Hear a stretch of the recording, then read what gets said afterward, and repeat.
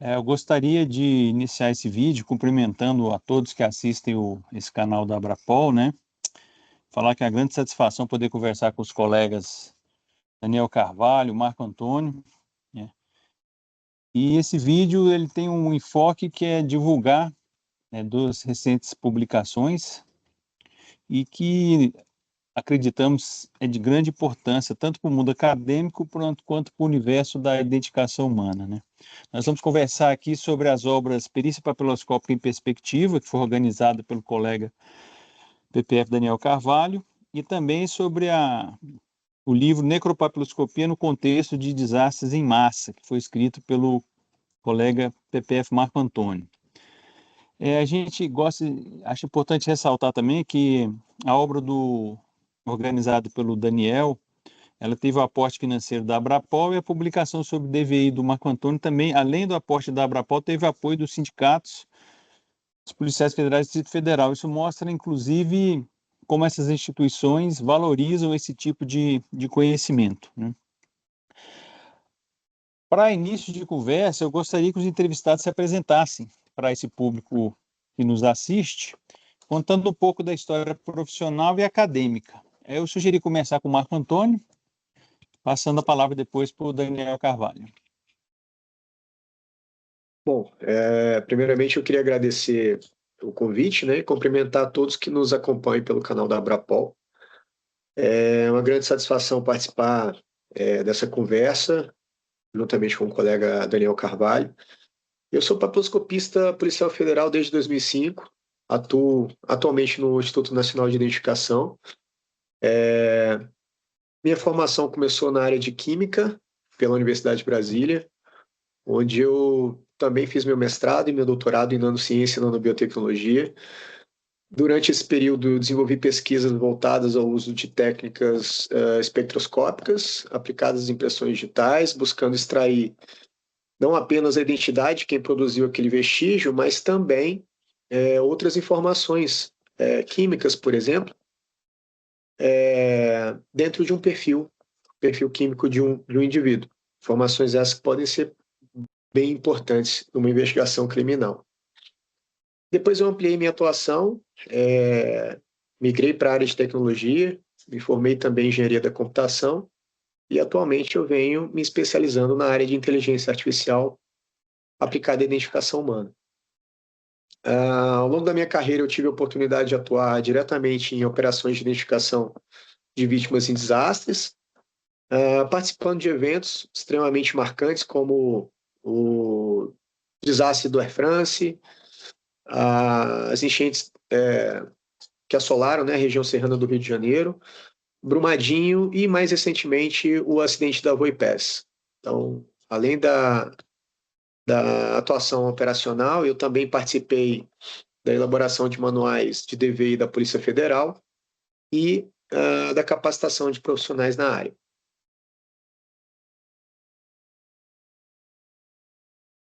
Meu nome é Daniel Carvalho, eu sou licenciado em Física pela Universidade de Brasília também. Quando eu terminei minha licenciatura em Física, eu já era concursado, mas não da Polícia Federal, e sim do Banco do Brasil.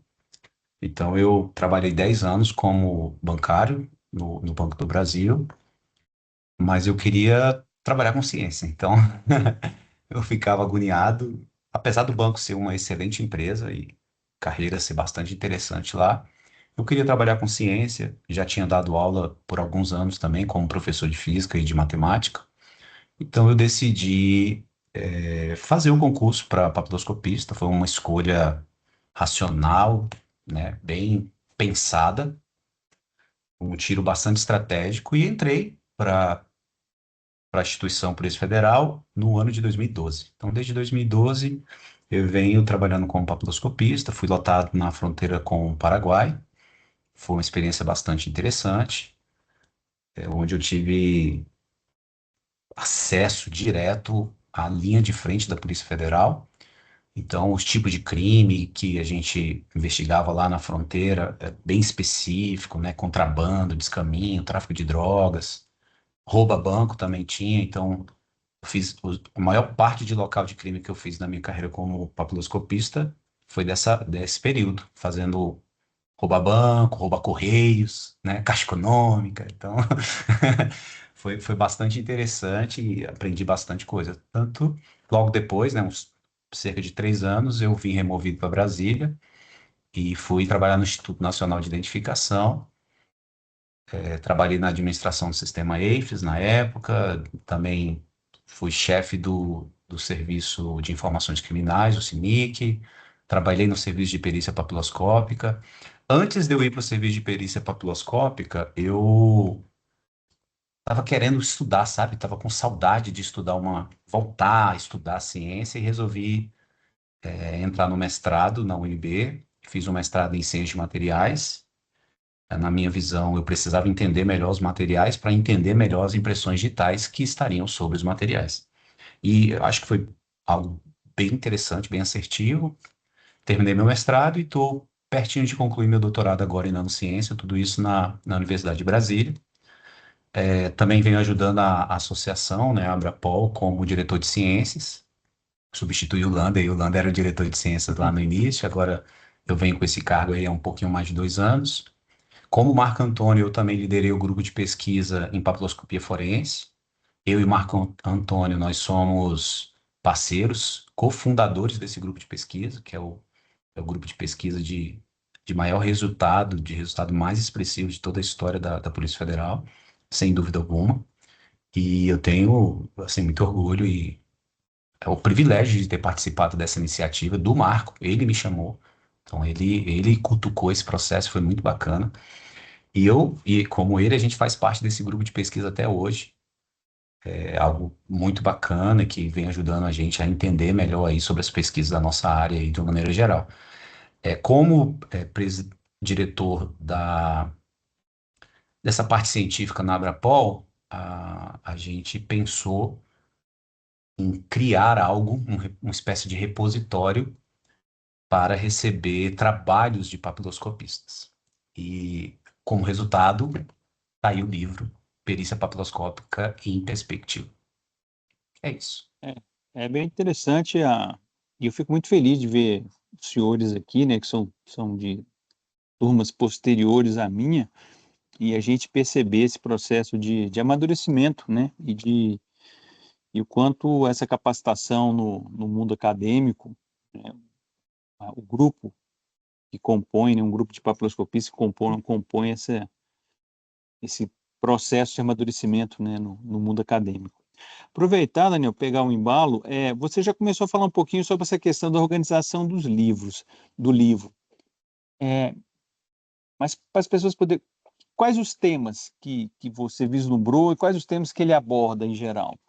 Tá. Não, esse livro, a ideia nossa era ser uma espécie de via, de repositório que permitisse que os colegas se expressassem, não só de maneira bem metodológica e científica, mas também com reflexões, pensamentos, coisas interessantes de maneira geral para a nossa área, para a nossa atribuição, vamos dizer assim, né? Então, a princípio, todo e qualquer tema relacionado com a identificação humana poderia fazer parte. Então, a gente começou a convidar os colegas para apresentar, e sabendo que o colega iria dedicar horas para isso, dias, certamente, semanas, e que esse trabalho seria da associação, para a associação colocar nesse repositório comum, né?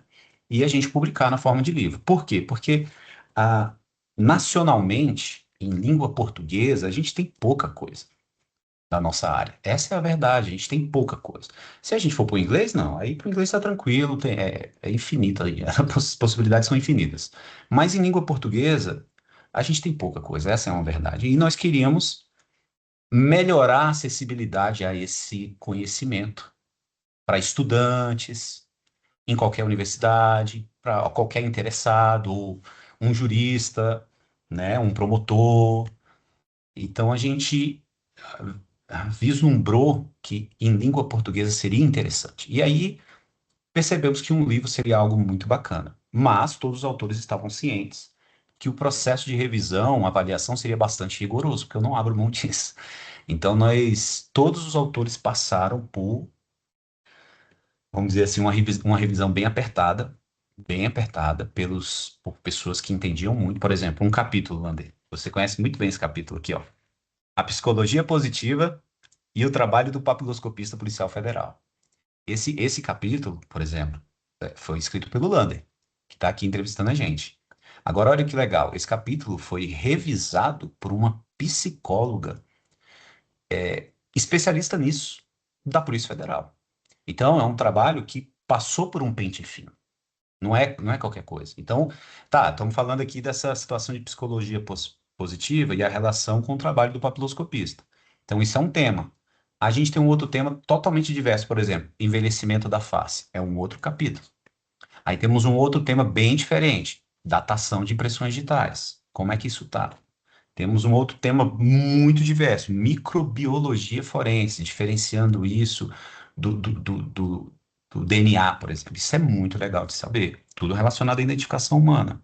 Temos a análise da obra do Galdino Ramos também, que é, né, um pesquisador muito interessante da nossa área de identificação humana que estava meio esquecido.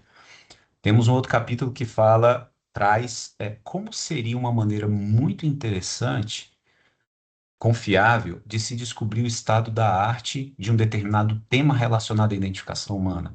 Como pesquisar isso nas bases de dados científicas. E por último, não, ainda tem uma ótica geométrica, uma visão, assim, uma revisão de física, vamos dizer assim, óptica, para a nossa área, e a gente ainda tem um capítulo trazendo toda uma metodologia de como você aproveitar aquelas fichas de papel que tem as impressões digitais e a foto, como aproveitar isso de uma maneira massiva e automática e jogar para dentro dos sistemas biométricos, né, EIFs ou EIBs. Então perceba que são capítulos muito diversos. Aqui nós temos 8 capítulos, mas nós começamos com 19 capítulos. E ao longo do processo, nós chegamos com esses 8 maduros suficientes para o livro. Tem mais coisa? Tem mais coisa, mas aí vai ser para um volume 2, talvez um volume 3, porque não é fácil. A gente começa aqui, aí pensa que vai levar um mês, daqui a pouco já tem 3 meses, você nem começou, e a coisa vai. Então é isso, os capítulos são bem diversos, mas isso só mostra a riqueza da nossa área, a riqueza da identificação humana, o tanto de coisa que a gente tem para estudar e o tanto que os colegas estão se especializando. Era isso, É Lando? bem legal. Respondi sua pergunta aí? Sim, sim, e mostra várias lacunas, né? Que nós Ah, sem ainda dúvida. temos a missão de preencher. Sem E aí, dúvida, sem dúvida. Sem dúvida. Eu lembro uma coisa, você tocou num ponto muito importante. Quando eu terminei a academia de polícia lá em 2012, como papiloscopista, foi me apresentada uma perícia papiloscópica, vamos dizer assim, pronta e acabada e fechada, sabe? E foi assim, eu falei, não, então isso aqui já tá superado, é isso aqui, ponto. É só aplicar essa receita de bolo aqui que tá tudo certo. E à medida que a gente vai lendo, vai estudando, o Marco Antônio pode me falar isso, pode confirmar isso aí, a gente tem a sensação completamente no outro sentido. Que a gente tem um monte de ponto em aberto, a gente está na fronteira do conhecimento em várias partes. E o mais legal de tudo, nós temos pesquisadores brasileiros puxando essa vanguarda e mostrando isso, e desenvolvendo isso, e sendo citado mundo afora, e sendo conhecido por nomes que são referências muito importantes, né? Então, assim, a gente percebe que a Polícia Federal, os pesquisadores, os papiloscopistas da Polícia Federal, não só da Polícia Federal, a gente tem colegas de outras polícias, de polícias civis também, que são conhecidos pelos melhores da área. Então, é algo muito bacana. é um resgate mesmo. Queria até aproveitar já que perguntar para o Marco Antônio, porque me parece que essa questão da DVI também, ela meio que existia uma certa lacuna, né? Uma certa falta de informação, de bibliografia sobre o tema. Eu ia te fazer duas perguntas logo de cara. Como é que surgiu a ideia de produzir esse livro sobre DVI? Como é que ele está estruturado? E quais foram as principais dificuldades que você vivenciou para poder escrevê-lo? Ah, vamos lá, só complementando o que o colega Daniel Carvalho falou, hoje o Brasil ocupa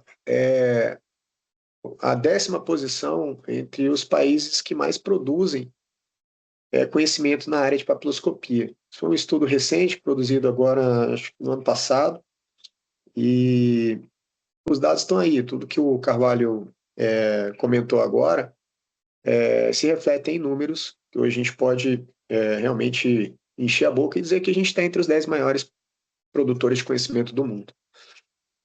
Bom, com relação à ideia de produzir o livro, bom, ela surgiu, Lander, da necessidade de registrar experiências, né, conhecimentos técnicos, reflexões acumuladas ao longo dos anos atuando, né, em operações de DVI.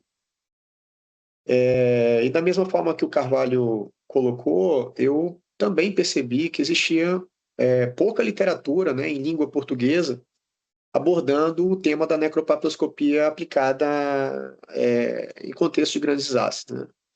Reunindo aspectos técnicos, científicos, históricos, operacionais e humanos. Então, surgiu a vontade de produzir uma obra que pudesse servir tanto como registro histórico, quanto como material técnico e acadêmico, né? Então, o livro ele está estruturado, se não me engano, em 5 partes, né? Inicialmente, eu apresento os fundamentos da identificação de DVI, em DVI, né? Aplicando conceitos relacionados ao... explicando, né, conceitos relacionados ao DVI, e os protocolos internacionais da Interpol. Depois eu entro nos fundamentos científicos da papiloscopia, da necropapiloscopia, e em seguida eu abordo os métodos necropapiloscópicos utilizados na recuperação de registros de impressão digitais em diferentes estados de conservação desses remanescentes humanos, né? Há também um capítulo dedicado a relatos de casos reais, incluindo Air France, Brumadinho, os enchentes que assolaram a região serrana do Rio de Janeiro, e também, o mais recente, o acidente aí com o voo da Voipes, né? E, por fim, eu trato de aspectos operacionais, estruturais e legais relacionados à operação de DVI. Há uma abordagem também relacionada à parte ética, né, de todo esse trabalho que a gente desenvolve. Bom, acho que as principais dificuldades, né, que você perguntou? Porque me parece que uma temática, como você falou, não existia nada escrito, né? Quais dificuldades você vivenciou para produzir? Eu acho que a principal dificuldade foi transformar essas experiências extremamente complexas, né, assim, muitas vezes emocionalmente intensas, em um conteúdo técnico, né, didático e, ao mesmo tempo, respeitoso com as vítimas e com as famílias, né? Então, outro desafio foi organizar informações que envolvem múltiplas áreas de conhecimento, como medicina legal, papiloscopia, antropologia, o DNA e também os próprios protocolos internacionais na gestão dessas crises. Também houve a preocupação constante, né, de equilibrar o rigor científico com a linguagem acessível. Eu queria que o livro pudesse dialogar tanto com especialistas, né, quanto com estudantes e profissionais que estão começando a conhecer esse universo da identificação humana, né? E, além disso, revisitar mentalmente alguns desastres foi emocionalmente difícil, porque são experiências que marcam profundamente, né, os profissionais que estão envolvidos com esse tipo de atividade. Legal, bem pertinente esses pontos que você tocou. Eu acho bem legal esse bate-bola entre vocês dois, porque na medida que a gente vai conversando, vocês pontuam algumas questões que são sensíveis, que são relevantes, que merecem ficar registradas. Dessa questão, por exemplo, do grupo lá de pesquisa, da posição do Brasil nesse contexto. Eu acho muito importante realmente esse registro, essa menção, que muitas vezes as pessoas não têm noção disso, né? Agora, Carvalho, o Marco Antônio falou na posição de escritor. Agora, uma posição bem peculiar que a gente vê em vários tipos de literatura é do organizador, né? Como é que foi lidar com profissionais que se especializam em coisas tão diferentes, assuntos tão diversos? Como é que você vivenciou essa experiência aí? Olha, eu vou te falar que eu me surpreendi, viu? Acho que o primeiro primeiro ponto é esse. Quando eu comecei assim, a ler, né? Porque eu fui organizando tudo numa planilha, e quando eu comecei a ler os títulos propostos de capítulo, eu falei assim, cara, tem muita coisa diferente aqui. E isso, assim, fez meus olhos brilharem, porque eu falei assim, cara, a gente tem que escrever sobre coisas diferentes mesmo. Porque às vezes o colega, pensando num papiloscopista, o cara tá numa delegacia específica, numa superintendência específica, que tem um tipo de crime mais específico. Então, às vezes, o colega faz aquilo há anos, praticamente o mesmo serviço, né? Porque ele acabou se especializando naquilo. E muitas vezes ele não tem ideia de que uma outra delegacia, uma outra superintendência, ou um outro colega, uma outra localidade, está se especializando em uma coisa completamente diferente, né? Um outro aspecto muito bacana também é que com os últimos concursos, acho que é mais a partir de 2012, Marco Antônio pode confirmar isso aí, se ele tem essa mesma sensação, nós começamos a receber colegas com uma formação acadêmica muito interessante, muito alta. Nós tivemos cursos de formação que o cargo de maior formação acadêmica, de maneira geral, era o de papiloscopista policial federal.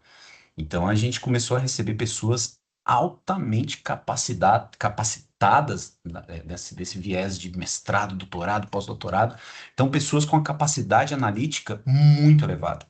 Isso fez com que elas enxergassem coisas que, às vezes, quem estava antes não enxergou, né? E a gente começou a escrever sobre isso. Então, esse capítulo, por exemplo, de microbiologia, por exemplo, é uma prova muito clara disso. É um colega dos concursos mais recentes, com uma formação acadêmica muito elevada, algo muito interessante, e um tema muito bacana. Então, vamos lá. O primeiro momento foi quase um susto, que eu vi aquela diversidade. Então, foi isso. Depois foi assim, foi um orgulho, né, de ver essa diversidade acontecendo. E depois, meu amigo, foi muita persistência e paciência e rala, porque como organizador, você fica como uma espécie de editor, então você fica intermediando as coisas, lendo os textos, e às vezes chega um texto assim que não está muito legal, e você, como organizador, como editor, você tem que falar que o texto não está legal, tem que ser assim, assado, e você vai dando assim o jeitão, né, a cara para a obra, né? Isso também desgasta um pouco, porque é um trabalho cansativo. E outro trabalho muito complicado é conseguir revisores, né? Porque não adianta eu pedir qualquer pessoa para fazer. Não, você tem que achar pessoas que realmente são capacitadas naquele tema. Né? Foi aí que eu fui atrás da psicóloga, por exemplo, no caso do seu capítulo. Né? Um dos revisores do seu capítulo foi essa psicóloga. E deu trabalho, mas tinha que ser alguém formado na área e que entendesse do tema, porque ainda tem isso, né? Não basta ser psicólogo, tem que ser um psicólogo que entenda disso, que aí a coisa fica mais, vamos dizer assim, substancial, né? Fica mais interessante para todo mundo. Então, assim, isso é muito bacana, é cansativo. Agora, quando você vê a evolução dos textos, muitas vezes, como ele era no início e como ele ficou, você fala, é trabalhoso, mas o processo é muito importante. Então, por isso que eu sempre, quando eu posso, eu agradeço não só os autores, sem dúvida, porque os autores dedicaram mesmo tempo e tudo, mas também os revisores, porque são pessoas que anonimamente, ninguém nem sabe muitas vezes, o cara tá lá, ó, dedicando horas e horas e horas para ajudar o trabalho de outras pessoas. Isso é muito legal, isso é muito bonito e muito necessário. Né? O mundo acadêmico, de maneira geral, ele funciona assim. A revisão por pares de periódicos é assim que funciona. É o trabalho que a própria comunidade faz de maneira anônima, um ajudando o outro. Né? Então, esse livro foi construído dessa maneira e foi muito bacana ver o tanto que os colegas estão especializados. Caminhando agora para as últimas perguntas, eu queria saber, tanto de você, Carvalho, quanto do Marco Antônio, qual foi o aprendizado que vocês extraíram desse processo aí? Quer começar, Marco? Pode ser? Bom, esse processo ele reforçou para mim algo muito importante, né? Que a ciência forense ela vai muito muito além da técnica. Ela possui uma dimensão profundamente humana. Então, ao escrever o livro, né, eu percebi ainda mais claramente que identificar uma vítima, esse processo não é só produzir um resultado técnico, é desenvolver ah, talvez devolver, né, a devolução da identidade de alguém, ela promove a dignidade, né, do processo de devolução do corpo, né, para aquele ente querido, promove uma resposta, né, para as famílias que vivem momentos de extrema dor e a sensação de quem trabalhou nesse processo de que teve o dever cumprido, né? Sensação muito gostosa da gente poder acalentar um pouco, né, aquela dor de uma pessoa que perdeu um ente querido. Um outro aprendizado importante foi perceber a necessidade de registrar e compartilhar esse conhecimento, né? Como eu falei anteriormente, muitas experiências operacionais elas acabam ficando restritas aos profissionais que participaram diretamente das missões, dentro dos laboratórios. E aí, quando a gente registra isso em livros, publicações, a gente ajuda a fortalecer institucionalmente a área e contribui também para a formação das futuras gerações. No meu caso, e isso ficou mais evidente ainda por ser um livro de capítulos independentes, de diferentes autores, ficou muito evidente o grande aprendizado, reforço, né? É que ninguém faz nada sozinho. Ninguém faz nada sozinho. Então, o auxílio, desde em casa, quando o seu filho, você deixa de brincar com seu filho ali um pouquinho para dedicar um tempo a isso, o seu filho está te ajudando nisso, né? Sua esposa, parceiros, familiares, pessoas que revisaram, pessoas que fizeram o prefácio, por exemplo, ou que pensaram na capa, e os próprios autores, né? Muitos orientadores, porque olha que interessante, Lander, de todos os autores, eu estava olhando aqui, de todos os autores, a gente só tem um autor que não tem mestrado. Só um que não tem mestrado, é especialista. Todos os demais têm pelo menos mestrado, e a maioria, quase todos, tem doutorado, e alguns têm pós-doutorado. Para você ver o nível acadêmico do pessoal aqui nessa obra. Então, assim, e é um ajudando o outro. Então, é isso. Ninguém faz nada sozinho, e eu estou muito feliz pela parceria, porque em vários momentos a gente pensa em desistir, né? Mas a gente respira fundo, segura mais um pouco e sai. Então, aí, acho que o grande aprendizado é esse mesmo. Realmente é um trabalho que muita gente, de bastidor, né? Ah, sem Tanto do dúvida. organizador, do autor, dos revisores, que muitas vezes as pessoas não têm noção da complexidade, da sensibilidade, da importância, né, do papel de cada um. É, o lançamento vai ser agora, né, no final de maio, né, parece que no Senado, da Biblioteca do Senado, é isso? Né? Exatamente. É, e eu queria que um de vocês me repassasse como é que as pessoas vão poder adquirir essa obra, né? Onde é que elas podem ser encontradas o público comum de universidades, né, interessados no tema. As duas publicações eu achei bem interessante que são de uma mesma editora eu acho que a capa ela tem até uma certa Lembra um pouco. similitude. Pô, os caras estão lançando uma coleção e não sabem, né? E onde é que vai ser possível adquirir, pessoal? Pois é, Deixa eu pode falar, só falar um Daniel, fica à negocinho aqui vontade. antes. O Uhum. lançamento vai ser no dia 26, no hall da Biblioteca do Senado Federal, dia 26 agora de maio, a partir das 18h30. Lá, no dia do lançamento, tanto uma obra quanto a outra, elas vão estar num preço especial. Então, quem for no lançamento vai ter o privilégio de pegar a obra em primeira mão e ainda pagar mais barato, certo? Se você não puder ir, quiser adquirir depois, é possível adquirir na Abrapol, www.abrapol.org, que é o site da Abrapol, e também no site da editora Alta Performance. Isso no caso do perícia papiloscópica em perspectiva. Marco, no seu, como que é? Estamos na mesma ou tem mais opções? Mesmo processo. Lembrando que atualmente no site da editora só é possível adquirir a versão digital. Não sei se o seu também está nesse caso, Carvalho. Não, só tem Mas esse aqui, perícia papiloscópica, só tem o físico, o digital não. tá, no caso da editora, para aquisição pela editora, no livro da necropapiloscopia em contexto de desastre em massa, a aquisição é só na forma digital. No evento, no dia do lançamento, serão disponibilizadas obras físicas, né, os exemplares físicos para aquisição. Legal, mas eu fiquei com uma dúvida, Carvalho. Nem futuramente vai ter digital ou vai ser lançado ainda? Nós estamos trabalhando num formato, na possibilidade de ter digital sim, mas vai ser um formato diferente, não um formato em PDF. Mas isso ainda não tá fechado com a editora. O que está fechado com a editora são essas unidades físicas. Nós temos um arquivo digital, mas que a gente gostaria que ele ficasse disponibilizado em um outro formato, então a gente está iniciando ainda as tratativas com relação a isso. Certamente nós vamos ter um formato digital, mas vai demorar aí alguns meses para acontecer.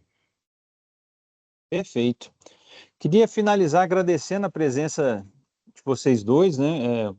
Reitero meu orgulho de acompanhar a trajetória de vocês. Eu lembro que a gente conversou acho que uns 3, 4 anos atrás, lá no comecinho, na mudança de gestão da Abrapol, né?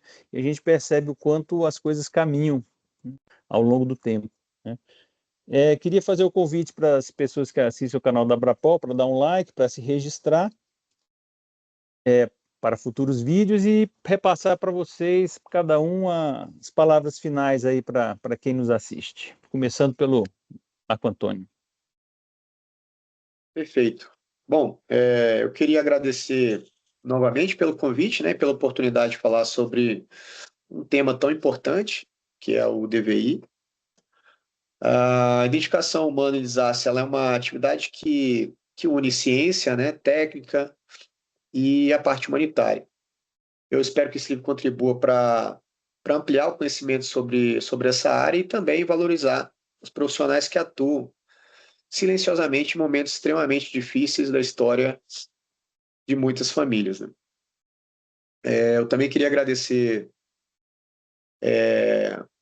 aos que vão acompanhar esse vídeo, né, os que estão acompanhando esse vídeo, e deixo aqui o convite para todos conhecerem, né, o livro e continuarem acompanhando os debates sobre a identificação humana e ciências forenses.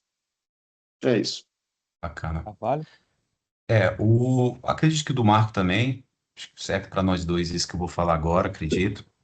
Esses livros, eles são direcionados para qualquer pessoa que tem interesse nessas temáticas de segurança pública, justiça, identificação humana, relação com a ciência forense como um todo. Então, são temas muito caros para nós, né, operadores da identificação humana do nosso país.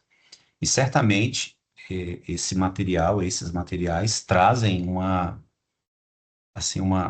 evidência, deixam claro o tanto que os nossos profissionais estão pensando a identificação humana no nosso país para melhorá-la, para deixá-la de uma maneira mais confiável ou mais universal possível. Então, gostaria de encerrar falando isso, que é uma obra, essas obras, as duas, né, são direcionadas a qualquer pessoa que tem interesse nesse tipo de temática, segurança pública, identificação humana e assim vai. Então, é isso. Eu também, só um adendo, eu não podia deixar de agradecer também a Abrapol e o Sindipol pelo apoio à publicação da obra, tá bom? Deixar meu agradecimento de coração mesmo. Sem esse apoio, esse livro não teria Verdade. saído. Verdade, Obrigado. com certeza. Obrigado. Espetacular a conversa com os senhores aí e agradecer mais uma vez e desejar sucesso nessa caminhada do conhecimento aí dos senhores, que a contribuição ela é muito grande e as sementes são lançadas, lá na frente a gente vai ver às vezes nem vê, né? Mas o Galdino Ramos não viu, mas a colheita vem. Veio, mas veio para É, nós, né? Ele não viu, mas é veio para Exatamente. verdade. nós. É. Grande abraço a todos Valeu, aí. obrigado, A gente pessoal. se encontra em outros vídeos aí. Valeu, Valeu, pessoal. Grande tchau. abraço. Tchau, tchau.